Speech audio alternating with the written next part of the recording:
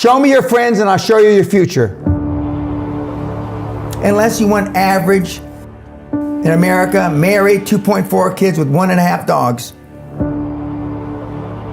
But I can guarantee you, you will never achieve anything greater than your highest aspiration. If you want $1 million, you'll make $1 million, not $1.5 million. If you want 10 million, 100 million, and you'll never exceed that. If you change 1 billion lives, that's a formula to become a billionaire and change the world. Time costs lives. Show me your friends and I'll show you your future. You want to know why you're all f***ed up? Just look at the bums you hang around with. I do what you don't want to do, that you know that you got to do to be where you want to be. Ted Turner just gave his 75th anniversary party on CNN a few months ago. And he makes a couple of comments and he says, number one, and I'm not suggesting this for everybody, it's how I lived though. First 10 years of my starting CNN, I slept on my couch. I didn't have an apartment. Bill Gates slept in the office. Steve Jobs slept in the office. And I can go down a whole list. Now these are super successful, mega wealthy guys. I slept in my office. Not everybody's willing to make that sacrifice.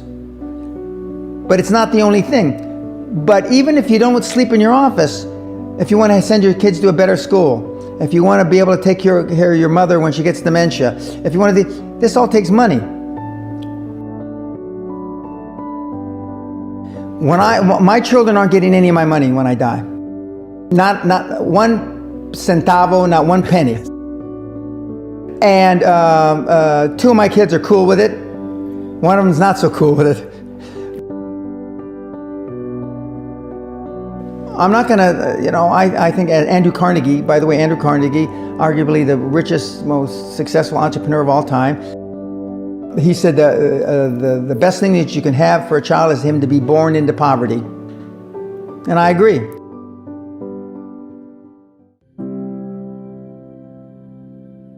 Lack of self-esteem, lack of self-worth. Now they think they have self-worth. They think because they've made a few bucks. But in actuality, and when they measure it against the other 8, 10, 12 people sitting around the table, they realize, or they start to question, hell, maybe I was just lucky. Now, all of us, when you're only a one-trick guy or gal, think, was I lucky? Now, I've done it so many times, I know I wasn't lucky. I might have been lucky the first time, but I haven't been lucky the 15, 20, 40, 50, I know that. Okay. But maybe I was lucky the first time. But my life changed when I was pretty much a haphazard kid, got in a lot of trouble, got arrested 4 or 5 times, thrown in jail, and this was with my dad as a cop. But then I volunteered for the draft in 1966 at the height of the Vietnam War, and I went to OCS, and that changed my life because it was the really first real high performance thing that I could measure myself against with other people. 2/3 of all Fortune 500 CEOs have one thing in common: military background. Really? 2/3 of those 2/3 have something else: martial arts. What do you learn in martial arts, Brian? Discipline, focus. A lot of people don't believe they deserve to be there. I convince them, and we have these drills, why you belong there. A lot of people that come there, with money, that have made money, think they made it by accident. Right.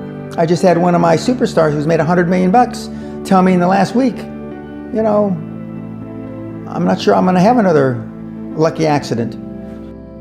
And I said, you did it. I mean, you tried a lot of things. I believe Thomas Edison, I wouldn't have done it 10,000 times. Okay. I would have hired an engineer from MIT to do it. But I mean, I've tried a lot of things. Nobody's failed at more things than I have. And the first 100 million are successes, but I could write a book about failures that'd be, because I've tried a lot of different things. Because failure is just testing. And one of the reasons I've been so successful in generating this equity and value in my kids, and I call you all kids, is because I convince them that making a mistake is okay. Your parents probably told you, you can be anything you want. But you can't. That's horse. You can't. If it's all juxtaposed. So, but what you tell them is that you can do anything you want that you have passion for, because that eliminates most of the crap. Because most people don't follow their dream. You know, like they say in The Sound of Music, you can't have a dream come true unless you have a dream. Now, I still dream. I dream in Technicolor. I say my affirmations and goals every single night. It's bloody hard to be a high-performance person. Perfection equals paralysis. If you left it to engineers, no car would ever come off the assembly line. No car would ever come off the assembly line, and I've been in business with enough engineers, I can attest to that with my hand on my heart. They'd still be trying to make it better. And the internet business is very much the same. The internet kids want to test and test and test, and they want the landing page to be this. Roll it out. The great thing about the internet is your results are instantaneous. If something that I'm overseeing at Concord level, 60,000 feet, doesn't work in 2 days, forget about it, move on. And today at our meeting, now the young kids are, we ran it 3 days, sir, and we closed it down. And they are thinking I'm going to ask why. I said, no, that's fine, next.